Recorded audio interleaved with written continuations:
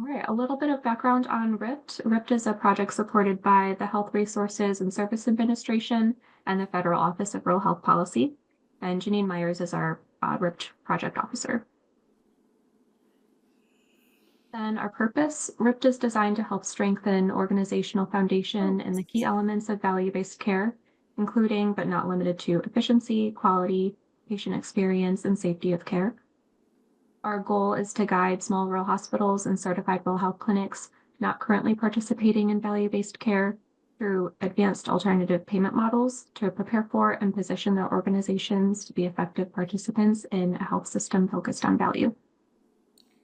And now we'd like to welcome today's speakers. We have Candy Hansen and Lisa Olson, both from Stratus Health. Candy has worked as a nurse in healthcare for over 35 years, with 20 of those years being in public health.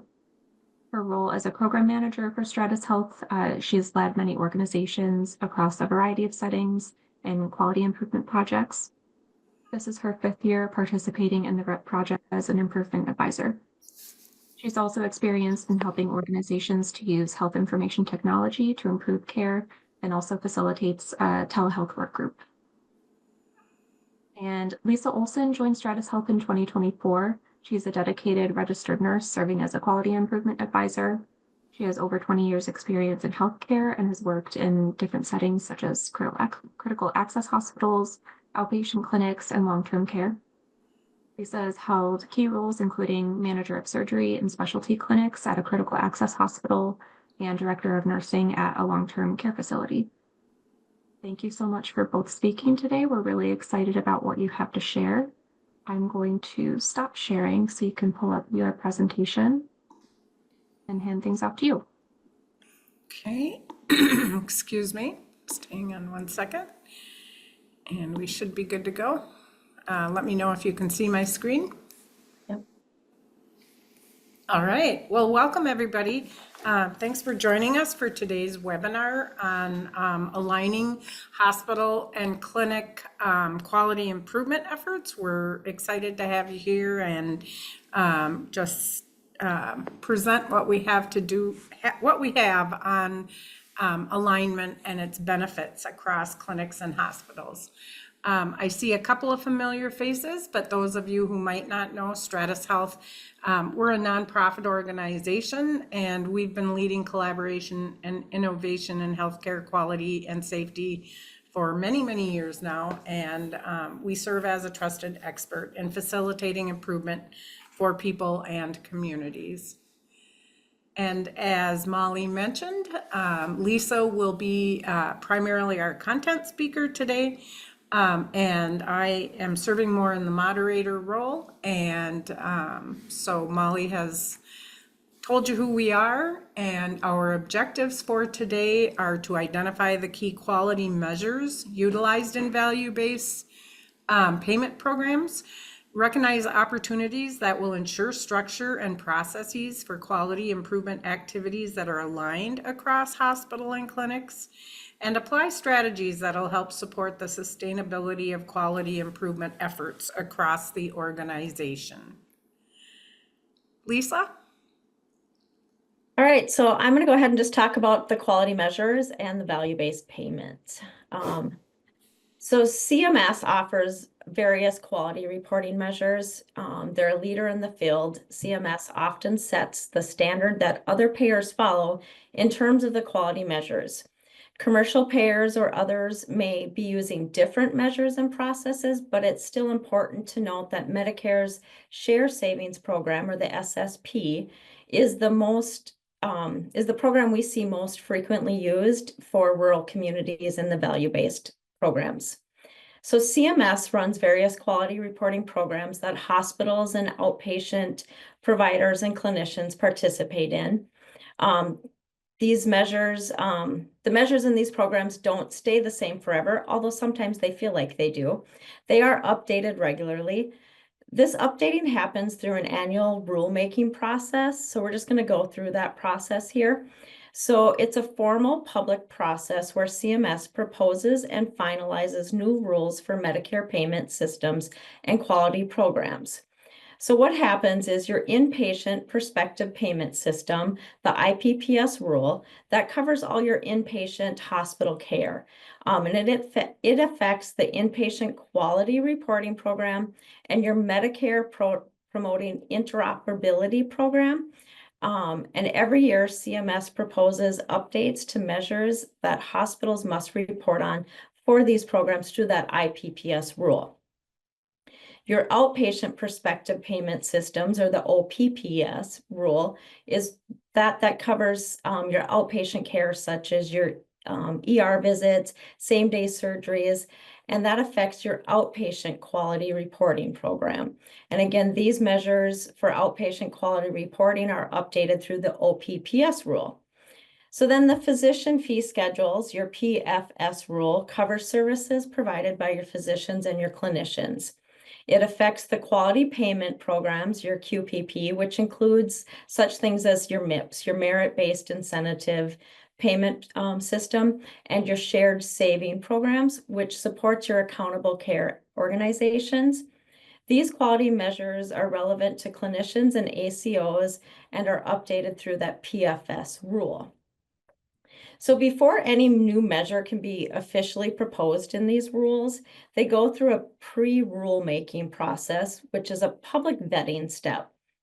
Measures are publicly posted, and key influencers such as hospitals, clinicians, patient advocates, and researchers can all provide feedback on them. So there's a measure application partnership, or MAP, and it's a group of public and private sectors of key influencers that review the proposed measures and give recommendations to CMS about whether they are appropriate or not. So overall, the measures for consideration then are released in December. Then December and January, those measures are evaluated and recommendations are made. Then in April, the inpatient payment perspective system is released, and then July, your outpatient perspective payment and your physician fee schedule releases the proposed rules for comments. The public then comments on those proposed rules, and then in September and November, CMS finally will release those measures that are going to be reported on. So meaningful use measures, we are now at 2.0. So meaningful use is a strategic framework that has been utilized by CMS for several years now. Started with meaningful use measures number 1, and now we're at 2.0.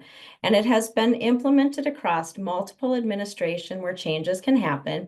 However, the overall focus on healthcare quality measures and reporting has been primarily maintained for several years. The push towards the ECQM, which many of you might be familiar with, such as reporting your MBQIP, some of those reportings get reported into the ECQM, and your digital measures continues, but it has taken time for standards and the infrastructure to be implemented. We're not entirely there yet, but anticipate that direction will continue. So CMS is starting to require some of those ECQM measures of reporting for your Medicare shared savings programs. So while there is a shift from process measures to outcome measures, and we understand that this shift has been happening for several years, we also know that measuring outcomes reliably can be very challenging in your low volume facilities, such as your critical access hospitals. So while patient experience data like your CAPS is well established, there is growing interest from CMS and other key influencers in incorporating patient-reported outcomes. So such as symptoms relief of physical pain, your physical functioning levels, and taking those into quality measures, not just experience surveys. This has been a movement to gather and analyze all payer data. So that refers to your healthcare data from all your payment sources, not just Medicare. So, however, the progress has been slow. CMS is just starting to incorporate Medicare Advantage data into some hospital measures that they've been calculating using the FFS claims data.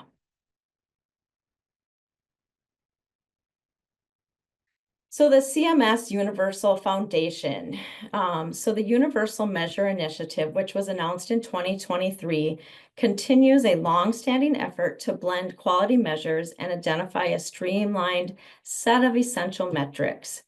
This initiative builds on years of discussion and previous announcements aimed at achieving these goals and focuses on alignment, again, of the measures across different programs. So what sets this initiative apart is the clear delineation of a specific set of measures, making a significant step forward. Since its announcement, we have observed some of these measures being integrated into the rulemaking process. CMS has established this comprehensive set of measures for both adult and pediatric populations that is designed to be used across all programs. These measures focus on wellness and prevention, like your cancer screenings, immunization, and your well child visits. Your chronic condition management, such as diabetes, hypertension, asthma, behavioral health screenings, and management for depression, substance use, and as well as follow-up care for children on antipsychotics and ADHD medications. Screening for social drivers of health, and then person-centered care utilizing the consumer assessment, healthcare provider and system survey. Additionally, CMS has developed universal measures sets tailored for specific populations and settings, such as your hospital care, post-acute care, and maternity care. They've been talking about this for years, and what feels like a little bit different about this time is they actually drew a line in the sand about specific sets of measures. So we're seeing some of this come through rulemaking since it was announced in 2023, but it's a little bit slow yet, and who knows what will happen next. So the 2025 Medicare Shared Savings Quality Measures. So we fully recognize that these measures are for CMS programs, and as stated earlier, the Medicare Shared Savings Program is the most common Medicare value-based program in rural areas. Health plans typically use the HIDES measurement, so that's the standardized set of measures used nationally to evaluate things like preventative care, chronic care disease management, and patient satisfactions. These measure specifications and definitions may not always align with the CMS, as each health plan may focus on incentives on what matters most to their own population and their business plan. Despite the potential differences, it's important that the focus area tend to be similar across the board: prevention and screening, chronic disease management, behavioral health screening, and intervention, and then, of course, patient satisfaction and experience. So where's our opportunity with this? So it's crucial to work with the leaders in your contracting organization to ensure that you have a complete list of any quality measures incorporated into any contracts from any payer that you have. There's a strong likelihood of some overlap in measure sets and understanding with any quality measure reporting requirements, such as your MB-QIP for cause or any other state or health system requirements. A team effort is what we all need to be a part of. It's essential to consider opportunities to monitor measures included in the value-based payment initiatives regularly. This proactive approach allows us to crosswalk as one factor is considered priority areas for quality improvement efforts, giving us a sense of control over the quality improvement strategies that we develop.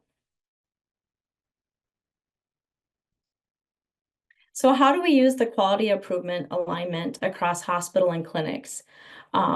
So I have to say, from my experience working in a hospital and a clinic, there was always a big disconnect and silos between what is the hospital quality and what is the clinic quality. So in these next slides, we're just going to talk about how we can try to align them.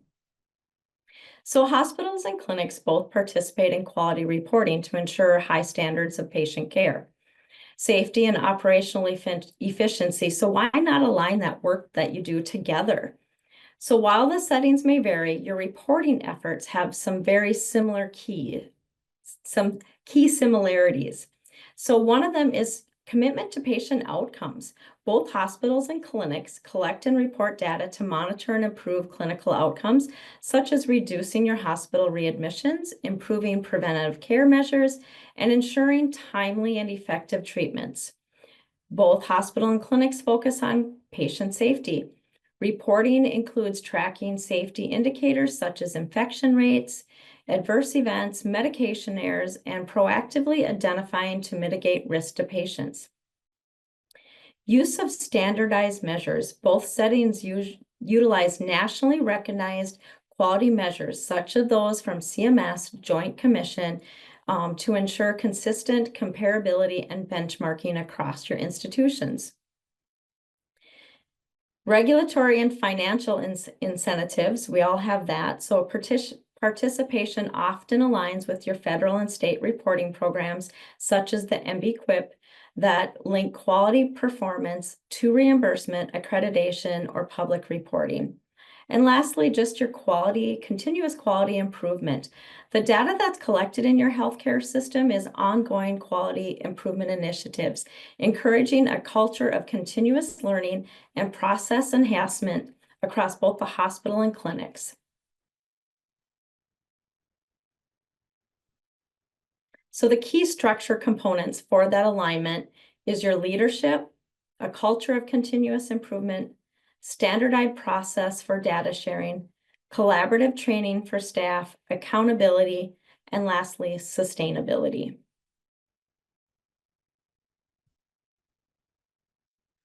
So how does that have the biggest goal for your alignment in your value-based payment between your hospital and your clinic? So your leaders align that quality by setting clear goals, empowering teams, investing in tools and your people, communicating transparency, and fostering a culture where continuous improvement is everyone's responsibility.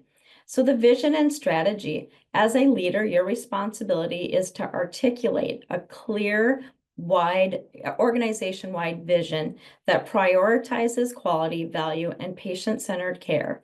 You set the tone and direction by ensuring all improvement activities align with your strategic goal.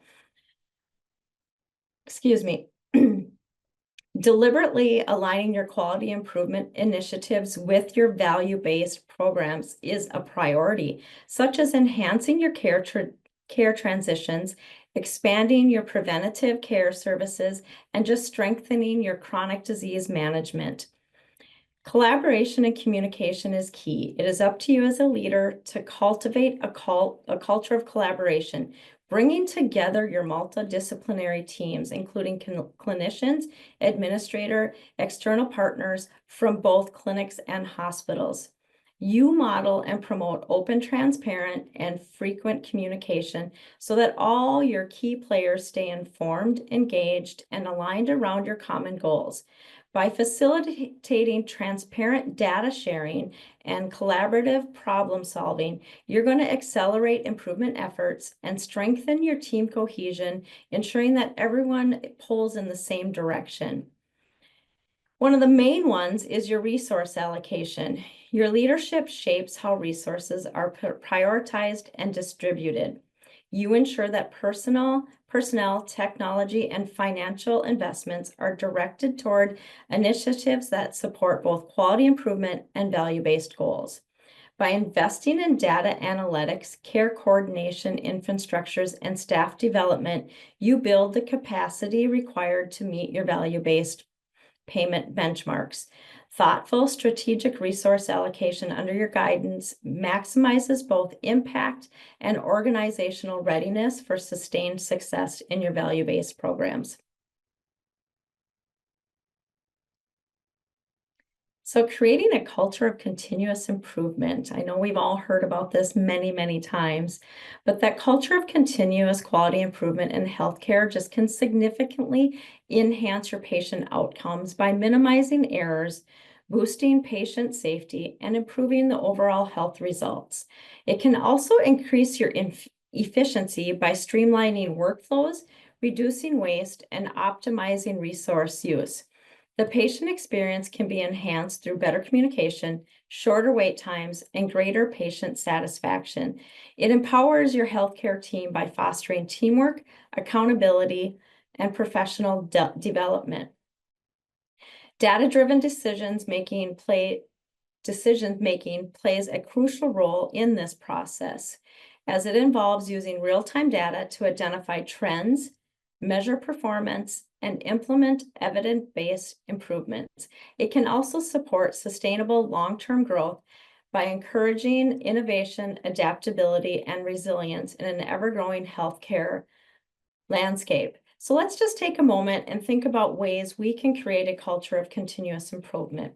I know we can't come off mute and you can't put anything in chat, but just take a second and think about how you can create that culture of continuous improvement.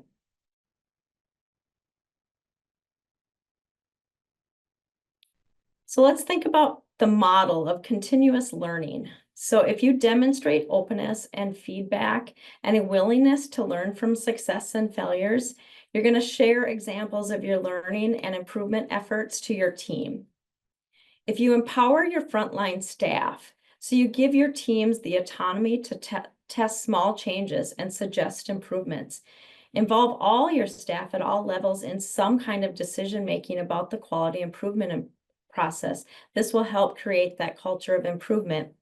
Encouraging a psychological safety. So if you create an environment where staff feel safe to speak up about concerns, mistakes, or ideas without fear of blame, that is huge. And then acknowledging and thanking your individual staff who raise issues or offer important process changes and suggestions. So how do you make improvement a routine and not just a project? So you embed tools like your PDSA, your Plan, Do, Study Act, into your daily huddles and regular performance reviews into everyday workflows.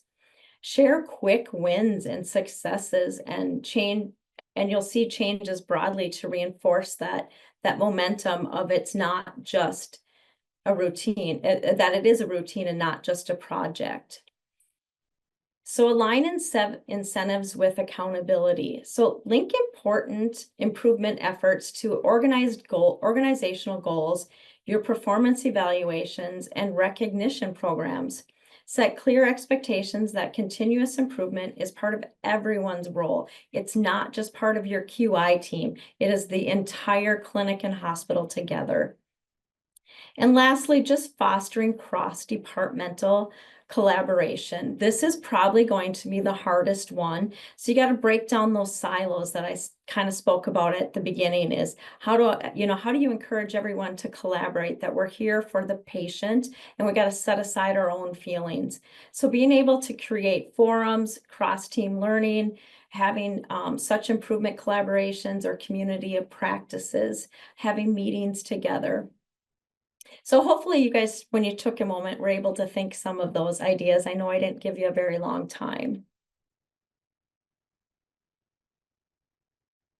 So you have to standardize your process and data sharing. So when hospital and clinics adopt consistent quality improvement standards and standardized care protocols, the patients are going to benefit from a more seamless and coordinated experience as they move across from different settings in your hospital, such as from an ED visit to a follow-up with their primary care provider. By integrating your QI practices and systematically sharing data between hospitals and clinics, your organizations can enhance your performance monitoring, swiftly identify opportunities for improvement, and ensure the consistent application of evidence-based practices. This alignment not only improves care continuity and patient outcome, but it's also going to strengthen your organization's ability to meet your quality benchmarks that we're working towards. So one of the efforts needs to be a collaborative QI effort between your staff. So it needs to be practical. Your staff must receive the same training and education between your hospital and your clinic on quality improvement. This promotes a unified approach to quality, ensuring consistency in patient care, fostering collaboration, and promoting the culture of continuous improvement that we've been talking about. It also ensures that best practices are implemented across both hospital and clinics. This minimizes variations in care delivery, which again improves your patient safety and your treatment outcomes. Accountability. So when all staff members, no matter who they are, understand their roles in QI initiatives and understand that QI is everyone's job and not just my quality improvement department, they're more likely to take ownership of their contributions and foster a culture of continuous learning, encouraging staff to actively participate in your quality improvement efforts and in initiatives. So again, recognizing and rewarding your staff is huge. Implement incentives, recognition programs, and performance-based rewards to sustain motivation to your staff who are motivated to your quality improvement efforts. So sustainability is a must. So organizations can create lasting, meaningful quality improvements in their settings and improve quality care, patient safety, and again, your operational efficiency by embedding strategies to standardize process, leveraging automation and technology. You need to start embedding this in the beginning. Your sustainability program has to be at the beginning so that it becomes the new normal without adding extra burden. Encouraging innovation and flexibility, scaling successful initiatives, and celebrating again your successes are the best practices to sustain engagement and adaptability. So pulling it all together, putting a collaboration into action. So to start with your hospital and clinic collaboration, you need to get together and you need to have some established shared quality improvement goals. You got to align those action plans. Have an implementation standardized process that is unified for both hospital and clinic. You need to have the same training as we talked about for both staff. You need to have clear defined roles and responsibility, structured workflow mapping, and an integrated analytic and IT resources. This collaboration reduces your silos. It improves care continuity and strengthens the ability to achieve the quality, efficiency, and patient experience that the value-based payments is looking for. So also remember, start small, expect to make changes, use your tools such as the PDSAs.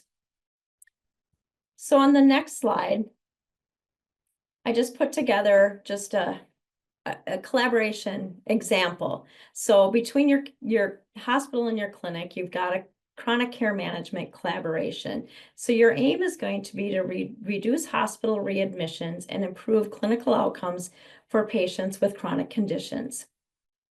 So your goal is to reduce a reduction of 30-day readmissions by 15% in 12 months. And you're going to increase your patient engagement in chronic care follow-ups by 20% within that 12 months. So your team, I just put here hospital and clinic representatives, but you're going to want to have nurses that work in your chronic care conditioning. You're going to want to have physicians who see and care for your chronic condition patients. You're going to want to have social workers involved, anyone that you guys can think about. So the goal is to reduce this. So you're going to come up with some standardized care transitions. So you're going to ensure that there's a discharge plan and follow-up that clearly communicate to all parties. You're going to have that shared care planning. So your hospital and clinic teams are going to be working together for the best outcome for that patient. You're going to have real-time communication and data sharing. So both sides need to be able to stay informed and proactive. You need to coordinate your patient education, ensuring that your patient hears a consistent message from both your hospital and clinic to support self-management is going to be huge to make that collaboration effective.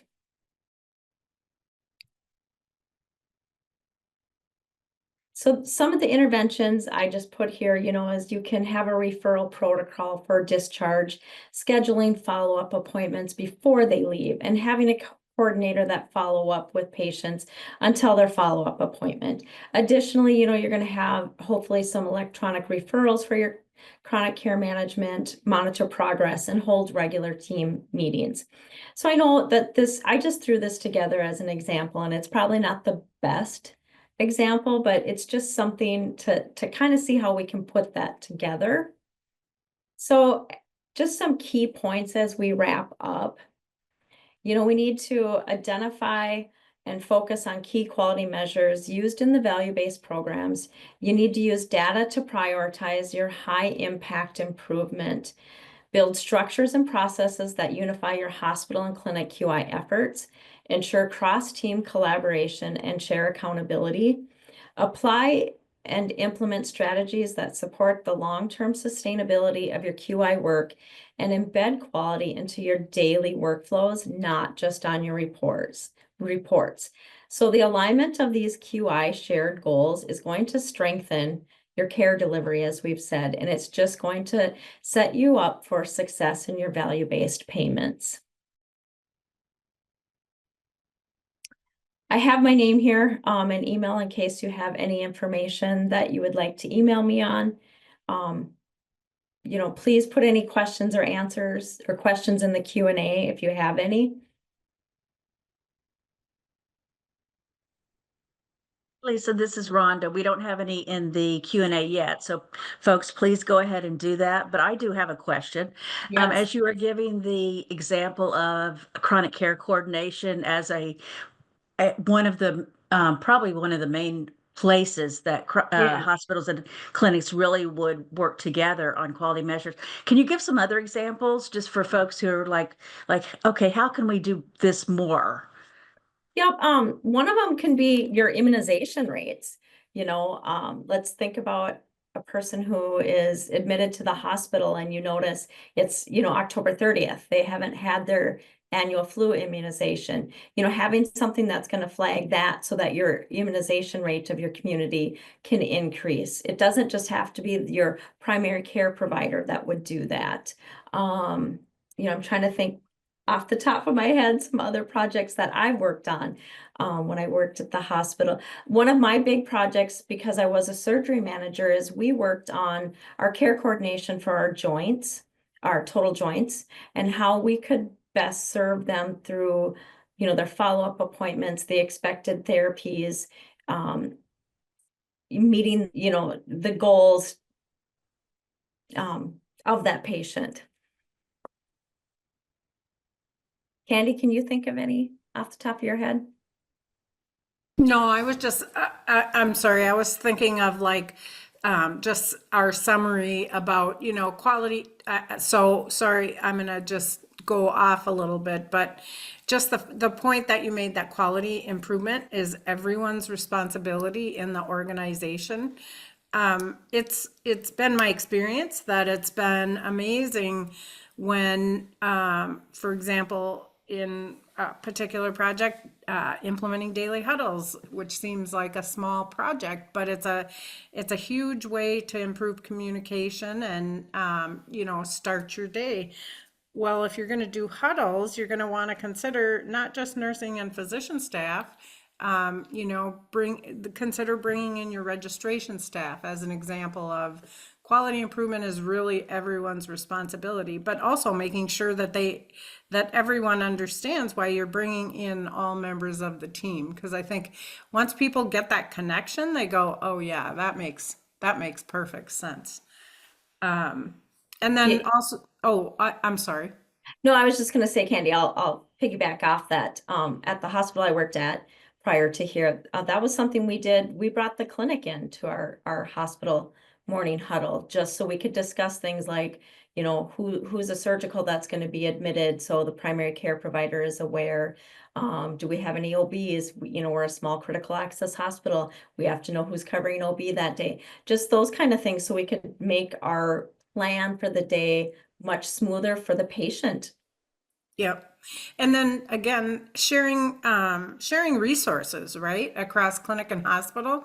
It's amazing if when clinics and hospitals are working together, they can put together education plans, for example, that really do cross both settings, and of course are customized according to each setting. But it just cuts down, it makes so much more efficient sense to consider education, especially around measures that might be slightly different in language, but that you're working pretty much on the same goal of what you're trying to do in chronic care management, for example. And so just to share those educational resources across the hospital and clinic setting is a huge way to increase efficiency, I think, and I have found.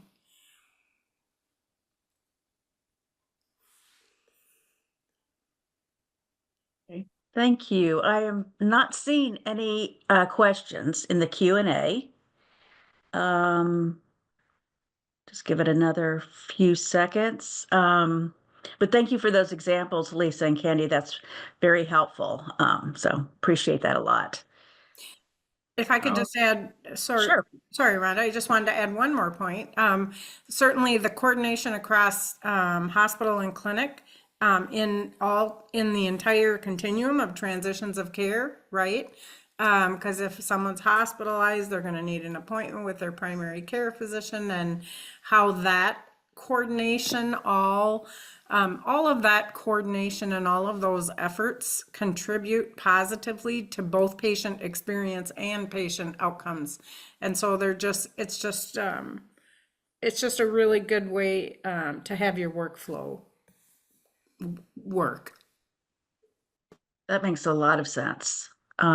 So Lisa or Candy, any other comments or any other last thoughts before I hand it over to Molly?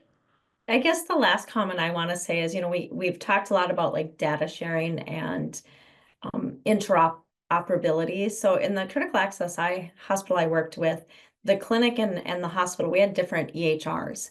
That made it very difficult.